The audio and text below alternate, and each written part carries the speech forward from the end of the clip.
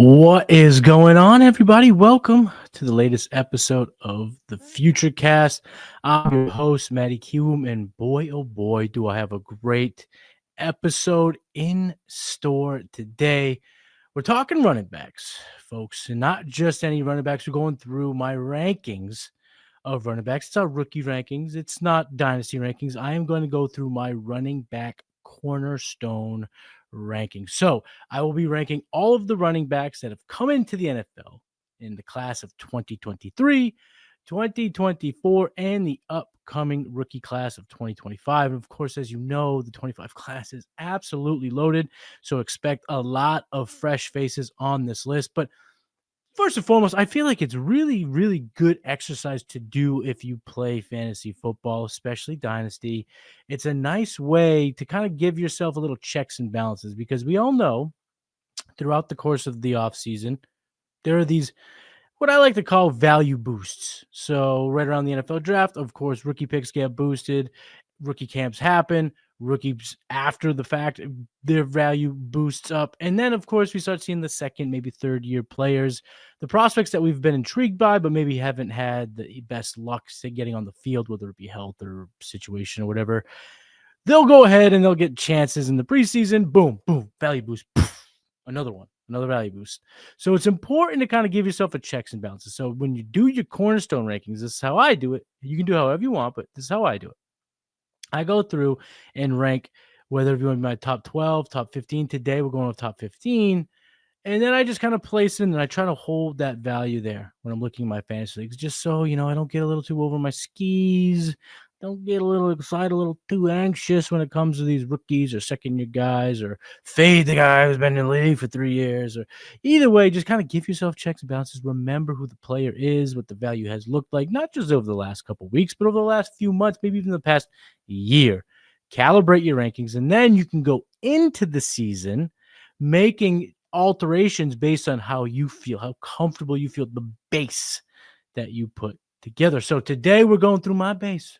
Boys and girls, we're going through my top 15 Cornerstone rankings for running backs in fantasy football. Let's get it.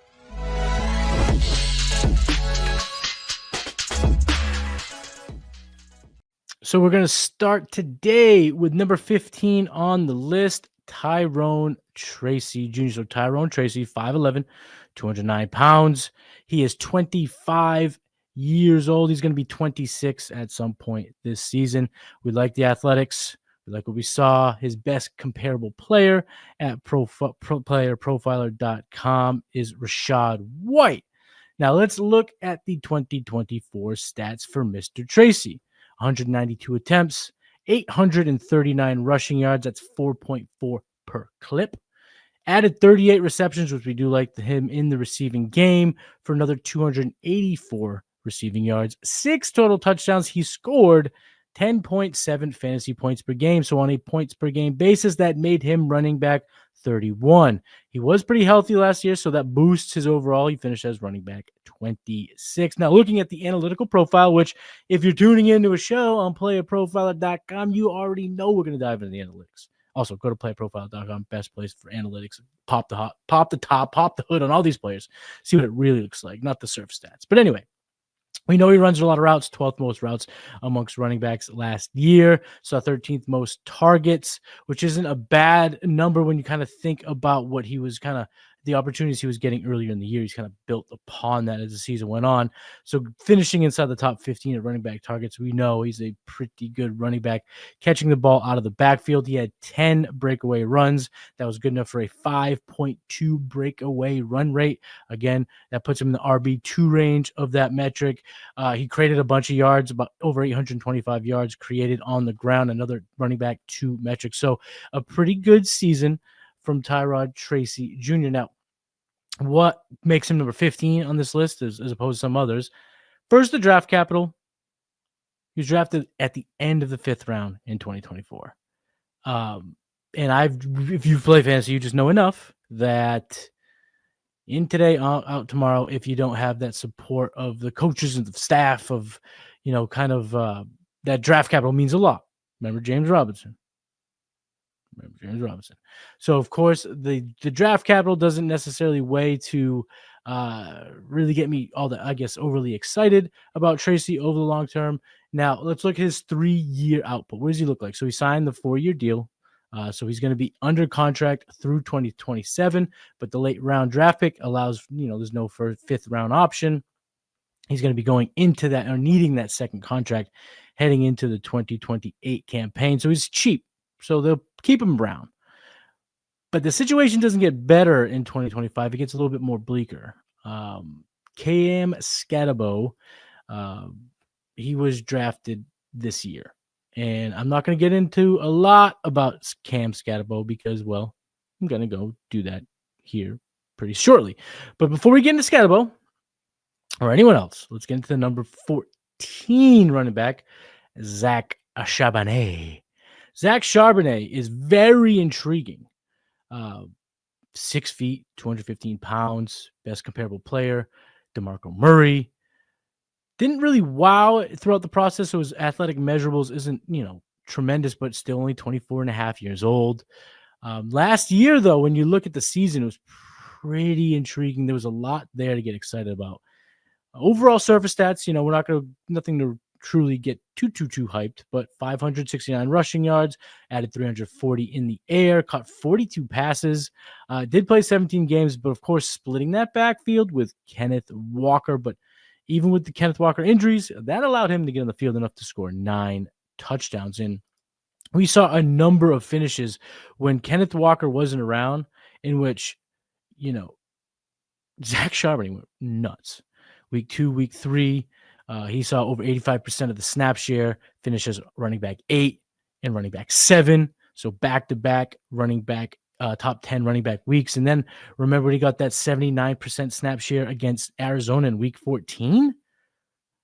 Well, Zach Charbonnet went ballistic and scored 38.3 fantasy points. He finished as the number 1 running back on the week. So, it stinks to have to share the situation with Kenneth Walker. Kenneth Walker still a very highly touted running back, a running back that I'm pretty excited about heading into 2025 season. But Zach Charbonnet cannot be forgotten.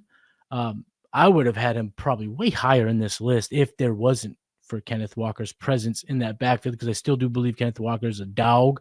Kenneth Walker is going to earn a ton of snaps and a lot of touches in that Seattle backfield.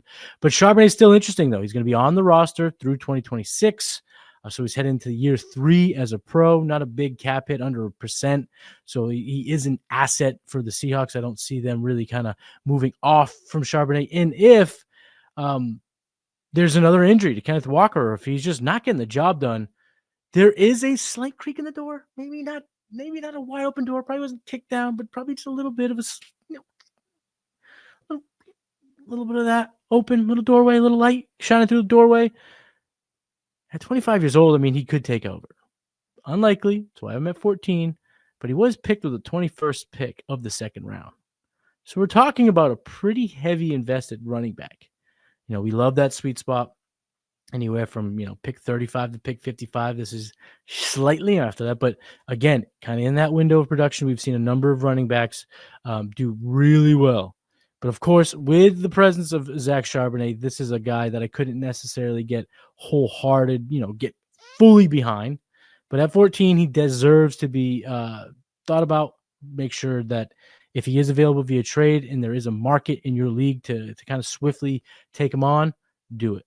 Absolutely do it, because there's a lot of meat left on that bone for Mr. Zach Charbonnet. Going to number 13, I alluded to him a second ago, Cam Scatabo.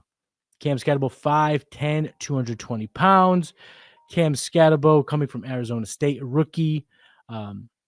Athletic measurables, not great, but best comparable player, Jay Ajayi. We saw some good years from Jay Ajayi. And last year at Arizona State, he was an absolute workhorse for the Sun Devils. 293 rush attempts, 1,715 rushing yards, had 24 total touchdowns, but he was also a threat in the air. 45 receptions in the NCAA, 605 receiving yards. He had a target share of 14.5 last year for Arizona State. So this is a guy that can kind of do it all. Now, the reason why Tyrone Tracy was 15 and Cam Scatterbo is 13 is this, and it seems minuscule, but we are splitting hairs here at the back of my top 15. Slightly better draft capital. And not only is it better draft capital with the third overall pick in the fourth round, you could kind of, in my opinion, having done the breakdowns and having, really kind of dove into the rookie class over the last few years, what I can say is the 403 this year is not the 403 of the year before. The amount of rookie running backs that came in 2025, and you'll see it scattered throughout this whole list. Cam Scatterbo to get that fourth round confidence in this class means a lot. Tyrone Tracy, again, end of round 5.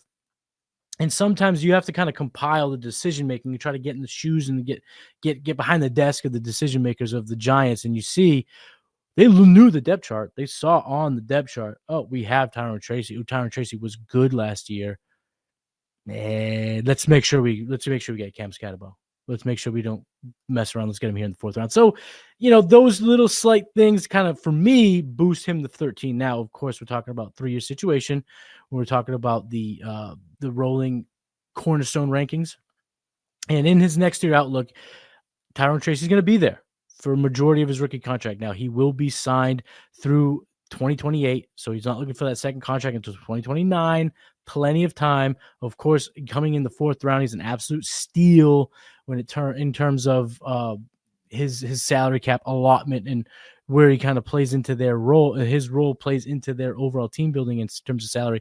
He ain't going nowhere. Now, again, the skill sets of Tracy and Cam Scatterbo are, they seem like in the Venn diagram of running backs, they would be pretty overlapped pretty much their entire profile. They're not super athletic, good size, fantastic receiving chops, dogs, workhorses, will fight for that extra yard. Not really much to tie break here. That's why I'm at 15, at 13. I think overall maybe that they just kind of run a committee.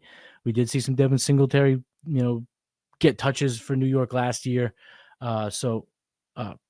Basically, I think for me, when it comes to Scatterbo and Tracy, it's neck and neck. So I'm at 13 and at 15. So I don't really have a ton of confidence. Now, my next pick here, it's probably going to cause a few of you to raise your eyebrows that I have this low on my list, but Caleb Johnson comes in at number 12. Now, Johnson checks a lot of boxes.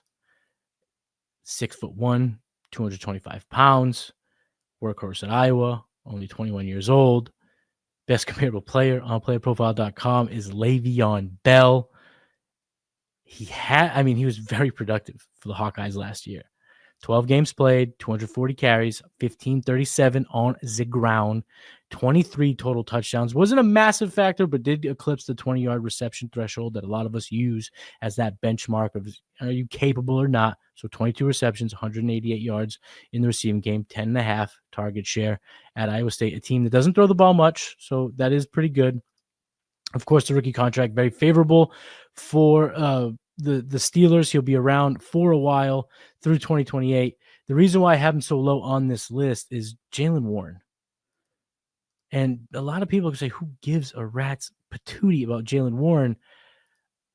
I don't love Jaylen Warren as his athletic profile. I wish this was Caleb Johnson's backfield to just be Najee plus. But the problem is Najee was a first-round pick. Jaylen Warren was a thorn in his side over the last couple of years. Caleb Johnson's a third-round pick. Jaylen Warren's not going anywhere. And then you kind of factor in some other things here, which can get lost in the weeds when we're talking about fantasy football in July. But Mike Tomlin runs a tight ship. Mike Tomlin is known to be a locker room guy. I have a hard time seeing and believing that he's just going to say, thank you for all you've done, Jaylen. You've done a ton for this. You've been out there whenever we ask of you. You've spelled Najee. You've filled in when Najee was hurt. You've kind of done it all. But don't worry, you're relieved. You're gonna be nothing. I don't see that happening. I don't. And then you factor in the offensive coordinator, Arthur Smith. Arthur Smith had Bijan Robinson, a player he took inside the top 5, top 7, top 8, top 10 pick for sure. We'll get to him later, so maybe I'll bring that up again.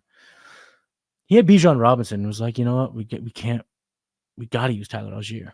And I like Algier. I'm not hating on Algier, but he had Bijan.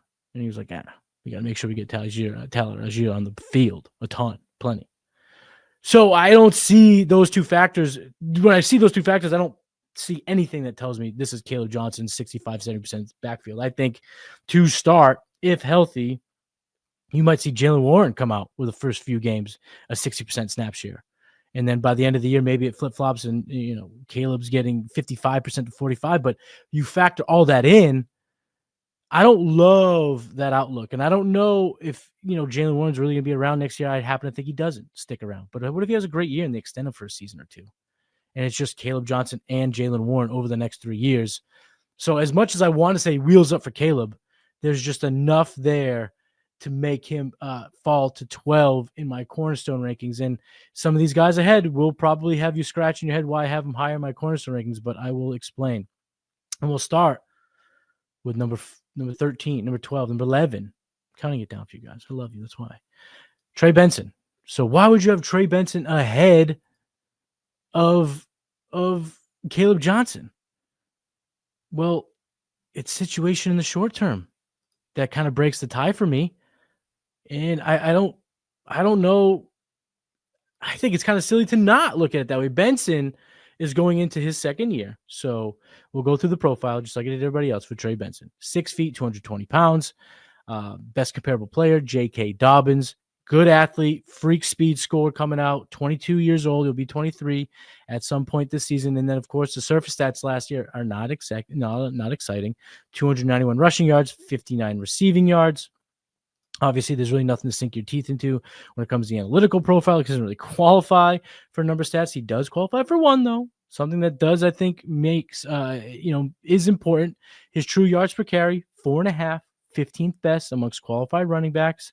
So he did show in very, short bursts last year that he's an explosive player. And when you look at James Conner, who's in his 30s, who's had injury problems in the past, I think there's a better chance that we see Trey Benson be the workhorse running back for the Cardinals quicker than we see Caleb Johnson become the workhorse for the Steelers. So Trey Benson will be on the Cardinals through 2027. And I know Connor signed an extension. I get it, but a lot of these extensions can be a bit of fugazi, can be a bit cockamamie when we're talking about how long they stick around, but they did extend him. So there is a reason to believe very strongly that he'll be around and be an annoying guy for Trey Benson. But Trey Benson was also drafted in the 3rd round. Now, again, 24 to 25 draft capital is not built the same. But I think kind of when you factor that in, Trey Benson, similar draft capital.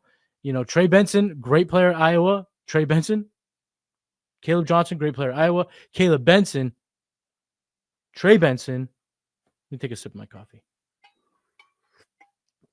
Trey Benson, a great player at Florida State. So when we're just trying to split hairs here, I think when we're talking player for player, I like Caleb Johnson better as a player.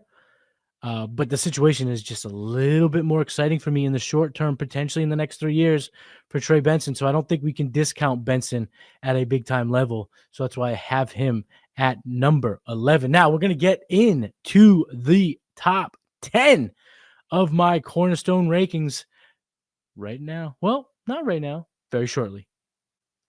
The Super Bowl is the biggest event in sports, but Jalen Carter makes big plays and very few fantasy gamers care. That's going to change with the D-Up contest on Fast Draft. You draft 6 defenders.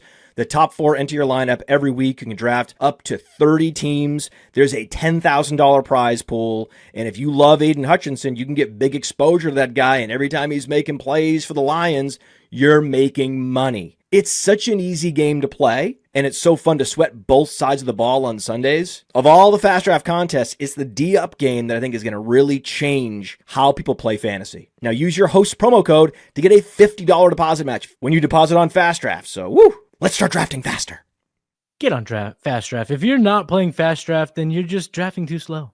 And Fast Draft is awesome. I play it all the time. I've been getting in. Make sure you're joining the Rabbit. The Rabbit full-on best ball tournament here at Fast Draft. Same speed, electric, fast decision-making, everything you love about Fast Draft, but in a full best ball format season long. It's fantastic. Getting some Rabbit competitions now. And as you see on the screen, we're into the top 10. and we're talking about Chase Brown. Now, Chase Brown cannot be ignored. Chase Brown cannot be ignored any longer. 5'10", 210 pounds. He's going to be 25 years old going into the 2025 season. Absolute freak in terms of athleticism coming out. He was the 7th most athletic in his class, top 200 all time. Very good athlete, 4.43 speed, good speed score, good burst score. Best comparable player, Darrington Evans. Disrespectful, so disrespectful. But the reason why we have to absolutely respect Chase Brown, and that's why he's made my top 10. 229 carries last year for 990 yards, 4.3 clip, added 54 receptions for the Bengals, 360 yards, scored 11 times, put up 15.9 fantasy points per game.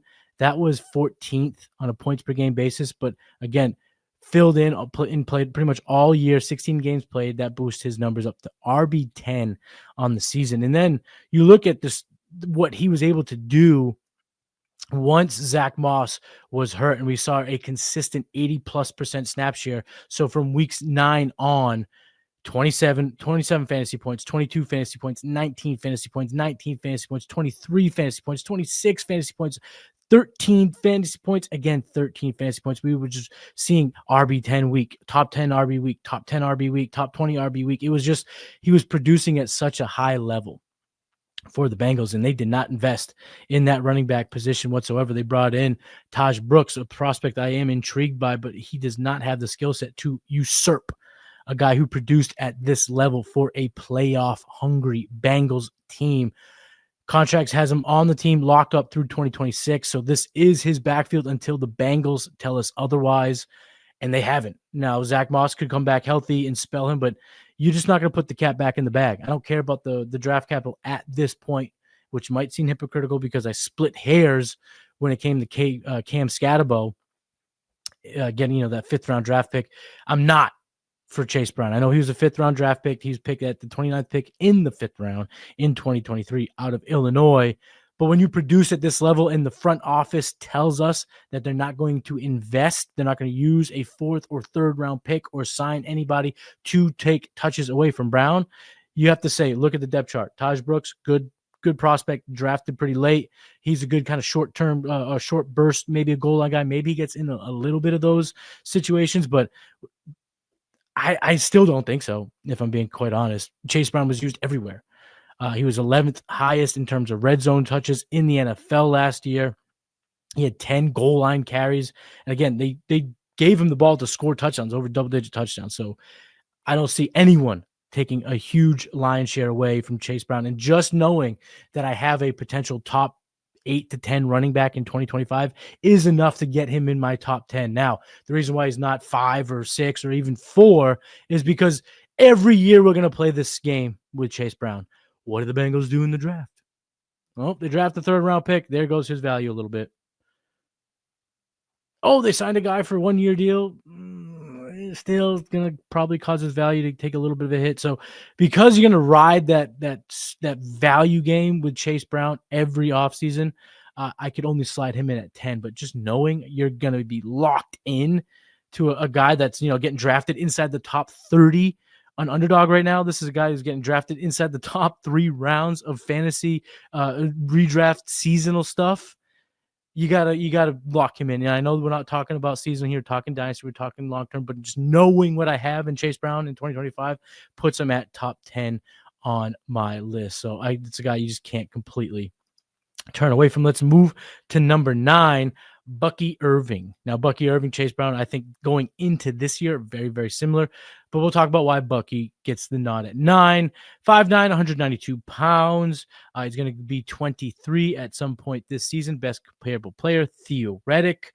Shout out Theo Reddick, ESPN now. Shout out to you, Theo. His contract, of course, rookie deal, so it's coming at a very good discount for the Buccaneers. He'll be locked up through the 2027 season. And with that 4th-round draft capital, it's not great, but you just saw so much out of him last year. Bucky Irvin was so nasty last year. 207 rush attempts, over 1,100 rushing yards, 5.4 per clip, 47 receptions, 392 yards in the air. So we're talking about we're talking 1,500 yards total from scrimmage. Unbelievable season. 8 touchdowns. Now, why is that number 9? A lot of people might have him at 4 or 3. This guy still believes in Rachaad White. I still think Rachaad White is going to have a role on this team. And then a guy like Bucky Irving, 5'9", 192 pounds, I'm just not going to bet on a 3-year window. I'm not going to bet on him sustaining health and not getting hurt over the next 3 years when we talk about a 5'9", 192 pound running back. And we'll get into more of that with another guy that I'm going to talk about here soon. But again, I'm not going to shit all over Bucky Irvin. He did it in 2024, and he did it to a level where I think he's earned that top 24 overall redraft status. He's going 21.3 an underdog right now. That's deserved because that is in the range of outcomes again in 2025. New offensive coordinator, Liam Cullen, is now the head coach for the Jaguars, but I still strongly believe that Bucky Irvin is in line for a really good season.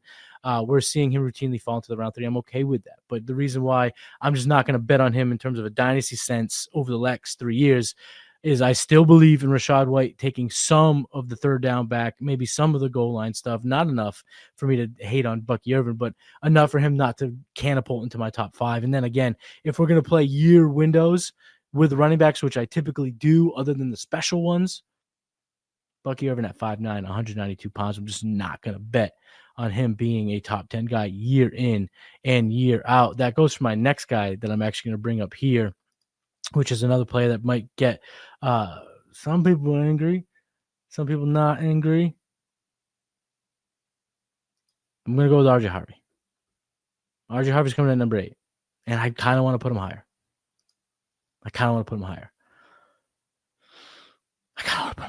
Maybe I will talk myself into it throughout this video. But anyway, 5'8", 205 pounds. So I was talking about the size. He does pass that, 210, kind of pound threshold. He's a little bit shorter guy, but he's a little bit more built than Bucky Irving. And again, we're not done with this conversation of size. We'll stick it around. We'll talk about it for another guy. But RJ Harvey, let's talk about him. 5'8", 205 pounds.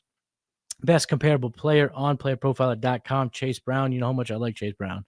Super athlete. We saw him get 96th percentile 40-yard dash, 91st percentile speed score, 88th percentile burst score.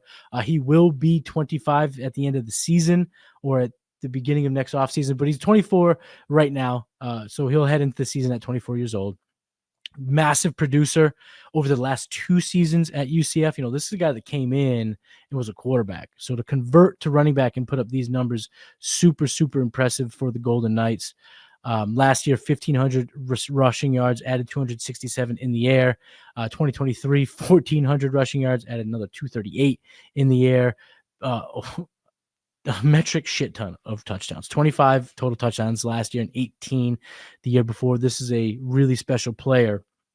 And we're talking about situations, all right? Part of my Cornerstone rankings is draft capital in situations, and this goes hand in hand here because he was drafted at the end of the 2nd round by Sean Payton. Sean Payton saw this kid, saw how special this kid was, saw the skill set that he has, and decided I'm not going to let him slip any further than the 28th pick in the 2nd round. And I know they brought in J.K. Dobbins, but they brought in J.K. Dobbins like 2 weeks ago. This wasn't like a concerted plan that, hey, we need more running back touches in this room. What I think it says it more of is, I don't know if we have much in the room if something happens to my guy Harvey. Because, we can be excited about Audric Estime and Jaleel McLaughlin all we want. Truth is, I think Sean Payton told us that he's not all that excited to have those 2 guys as the backups to RJ Harvey. So he brought in J.K. Dobbins. So I don't believe J.K. Dobbins is going to eat into a whole lot of touches from RJ Harvey unless he just doesn't succeed. And I think given his profile, given his skill set, given this team, given that head coach, that aligns up pretty well. So I like RJ Harvey. He's a top 10 player for me in my Cornerstone rankings. And I think these next 7 guys, it's not necessarily that he stunk and fell. I just think that these guys are really, really good. And it's going to get interesting here. So let's just keep the ball moving at number 7, Devon Achane. Now, Achane's been dynamite He's put up some really strong seasons. He's really kind of beaten the odds, in my opinion, when it comes to health.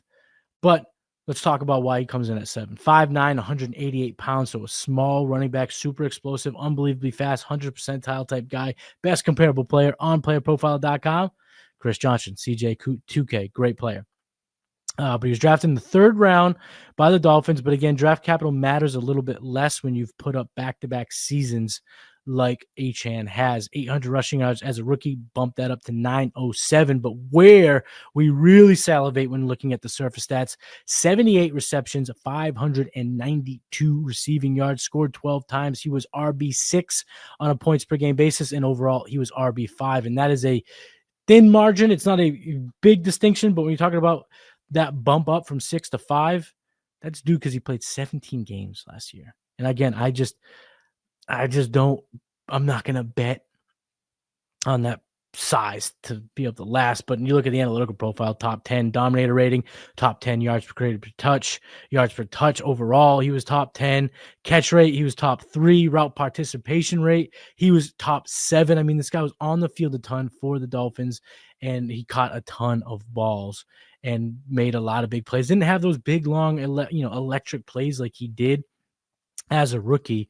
But again, still a very good player. Showed how dynamic he really is with his 10 breakaway runs. That's a 4.9% breakaway run rate.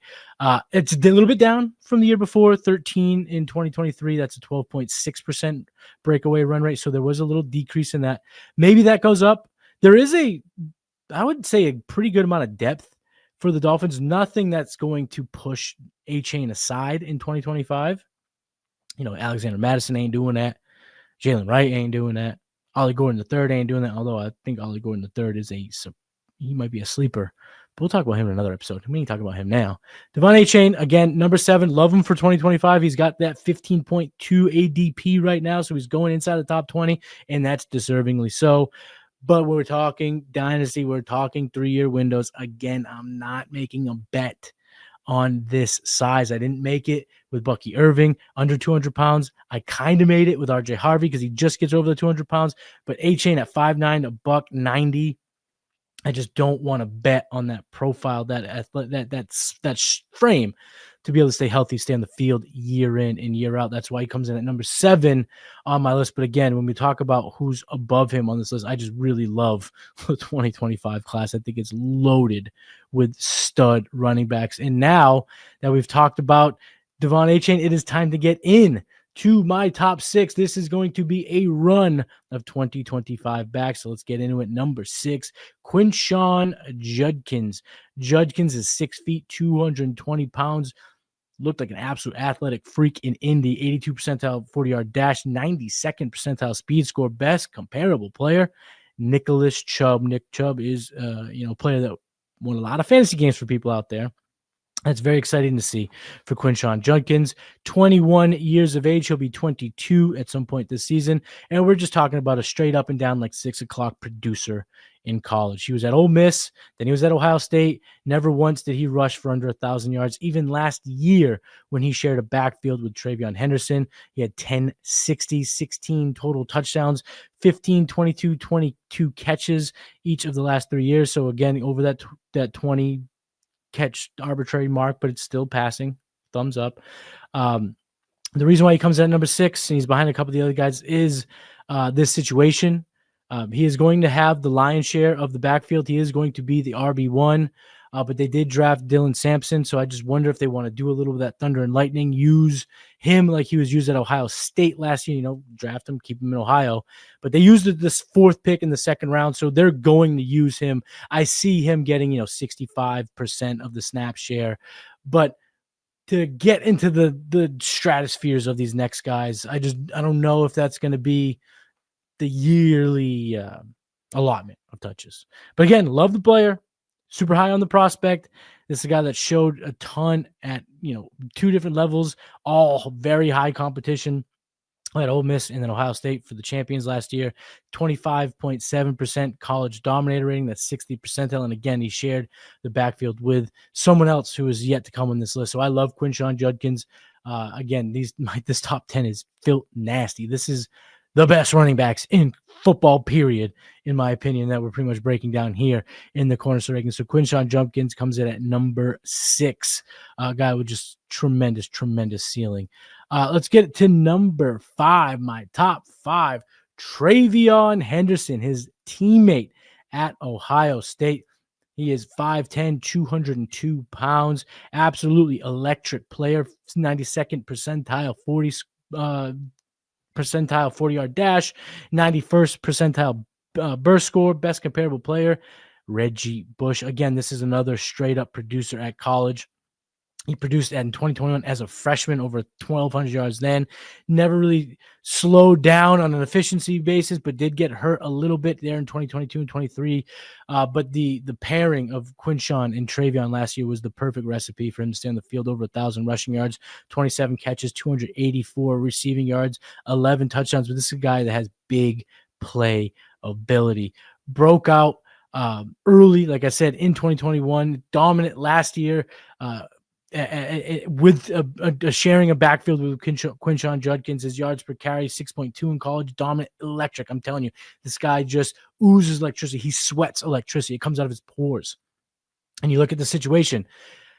Over in New England, I think it's a perfect situation. Some may give a bit of a discount for Travion because of the extension and Ramondre Stevenson being there. But Stevenson is at best going to be that between the tackles grinder that you put in on first and second down to get Travion off the field when you're kind of using those grind him up touches.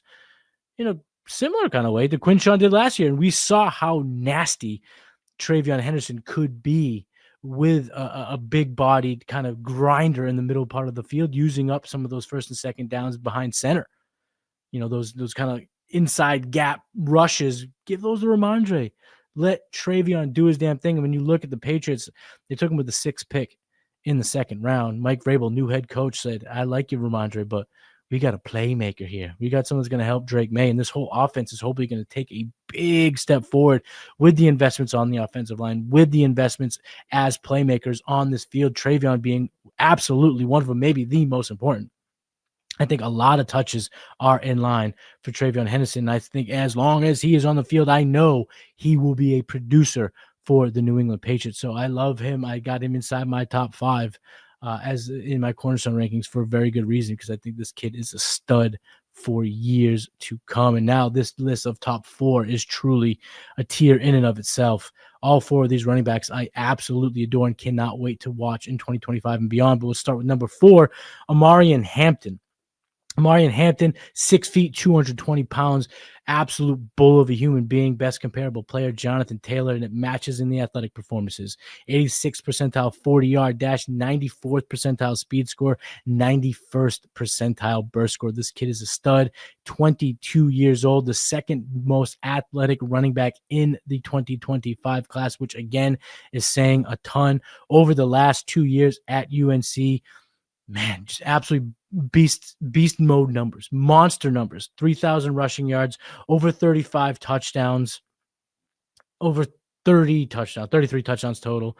But again, 29 receptions in 2023, 38 receptions in 2024. So we saw a development and evolution in the passing game as he was just kind of given more and more touches and given more and more responsibility as a back. An 11.3 target share last year, UNC is pretty good considering this was not a high-powered offense at all. Now, the reason he's at number 4, well, some of it has to do with who's in front of him. There's some studs in front of him, but of course, the Najee Harris thing, the Najee Harris conundrum. Chargers brought in Najee Harris on a 1-year deal, $9.5 million, but it's really, I think, $4.5 million guaranteed, and it's a 1-year deal. And after they gave Najee that contract, the Chargers said to themselves, we're not letting this kid out of the first round. They took Omarion Hampton, the 22nd pick in the first round. Jim Harbaugh, brother, one of the Harbaugh brothers, Jim Harbaugh. The way he constructs offenses, like we saw it at Michigan, like we saw it at San Francisco, like we're going to see in San Diego, he loves to run the ball. #establish it. So even if there's a little bit of competition, I think there's going to be plenty of carries to go around in year 1. And then year 2, we're talking about a guy who's going to get all the touches he can handle in that 6 feet, 222 pounds. Omarion Hampton can handle a ton of touches. He is going to be a stud running back for fantasy from this year and beyond. I mean, he was a stud in college, 90th percentile college dominator rating. He was an 85th percentile college target share last year. Like I said, big step up, massive numbers, almost 6 yards per carry at UNC. Omarion Hampton is going to be good in year one, maybe limited in terms of ceiling, but if he's just running the ball hot and if he's just as good as we all expect, there's no way Jim Harbaugh is going to say, sit back, young man. We got to give Najee more touches. Najee was there in case they couldn't get him. That's kind of what the tea leaves tell me, but they did get him. So now we're going to see a lot out of Mr. Omarion Hampton. Now let's get into the top three. You probably know just by kind of following the list who I haven't talked about and who I'm going to get to. Let's get to number 3, Ashton Jeanty. Jeanty, Heisman finalist last year, 5'8", 211 pounds. Great athlete, best comparable player on playerprofiler.com, LaDainian Tomlinson. He is 21.6 years old. So he's going to be 22 at some point at the end of the year, but 21 right now. That's a good young age. Great back-to-back great seasons at Boise State. Back-to-back great seasons, 1,351 rushing yards in 23, 43 receptions in 2023, which I think is that's a better indicator of what he's capable of handing in the passing game as opposed to what he did in 2024, because they just fed him the rock. They gave him 150 more carries pretty much because they wanted him to break that record. And he almost did, 26.01 rushing yards, 30 total touchdowns, 23 receptions of 138 yards. But I think that 13.4% target share that he had in 23 is a better indicator of what he's going to handle in the NFL. Drafted 6th overall by the Raiders. Ain't nobody there that's gonna stop him. There's nobody there that's really going to get in his way. He is going to absolutely smash. They're going to give this kid damn near 300 total touches. He's going to be an absolute beast. If he is healthy, he is a lock to be a top 5 producer early on throughout his first few years. The reason why I have him at number 3, you got to rank him somewhere. And I just love these next 2 guys that I'm going to talk to, and they've proven it in the NFL. And although I very much believe that Ashton Jeanty is going to prove it, sometimes you just got to prove it. Sometimes you just got to prove it. He's going super early in our drafts right now. We're looking at the high-stake FFPC, so the big-time redraft stuff. He's going with top 10 pick, 10.5. So he's going in the first round, pick 111.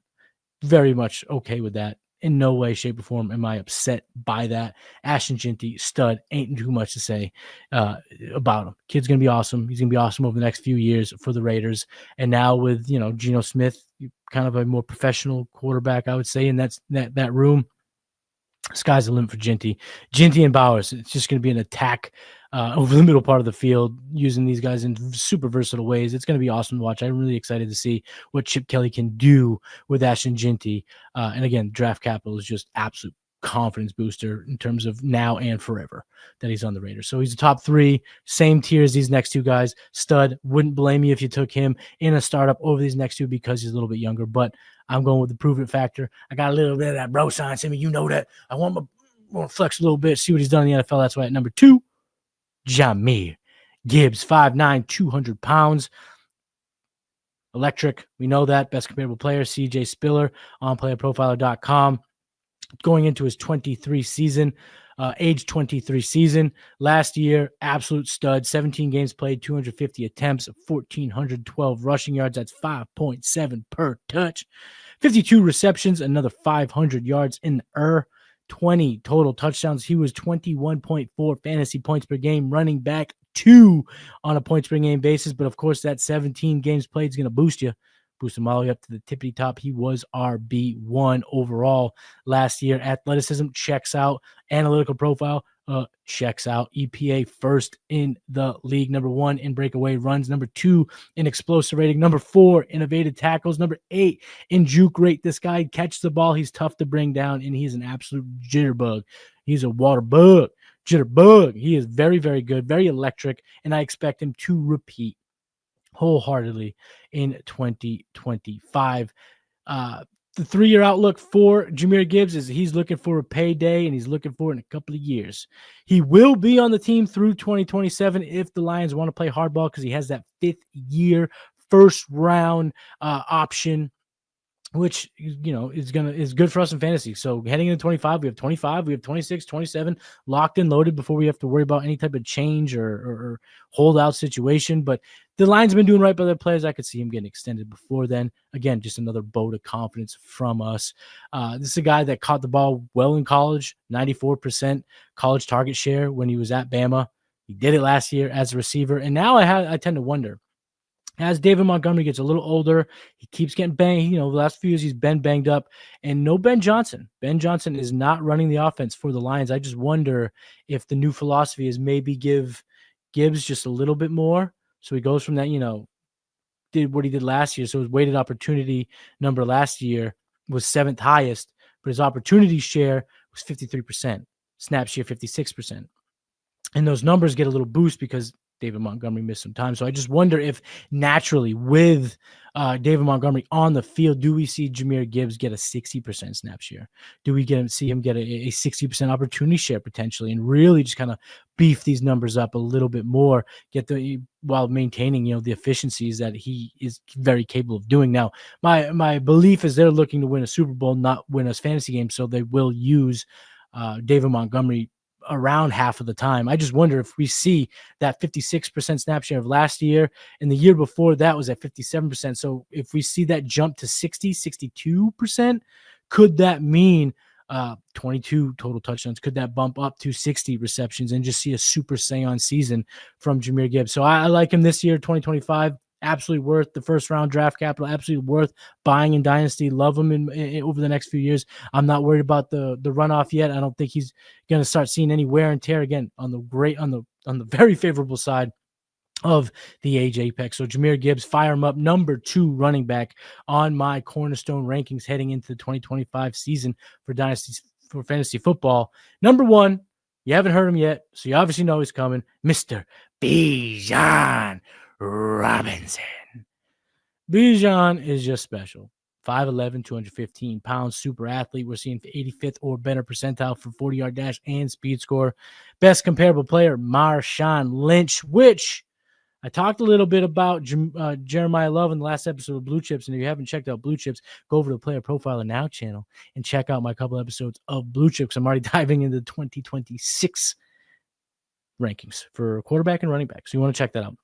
And I talked about Jeremiah Love. Now, Jeremiah Love has a little Bijan in him. Has a little Marshawn Lynch in him. So if you want more on Jeremiah Love, make sure you check out the latest episode of Blue Chips. But we're talking about Bijan, the number 1 running back in my Cornerstone rankings. I've mentioned the size, the athletic ability, the very nice player comparable on playerprofiler.com. He has a draft capital, 8th overall pick. I don't care if it wasn't this regime. He's a regime transcender. He's not going to lose favor with anyone as long as he's around. Super healthy so far. Knock on all the wood you can. 17 games played back-to-back seasons last year. Truly a breakout campaign. 1,456 rushing yards.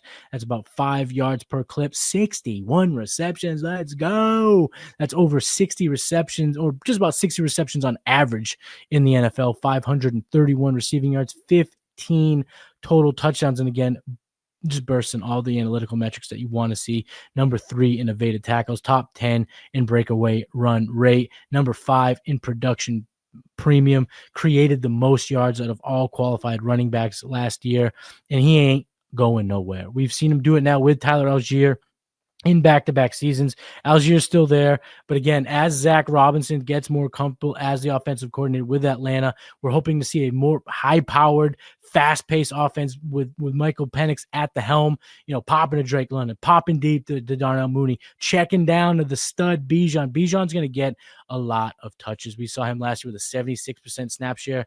That's going to run that shit back. We're going to see that again. 70% opportunity share last year.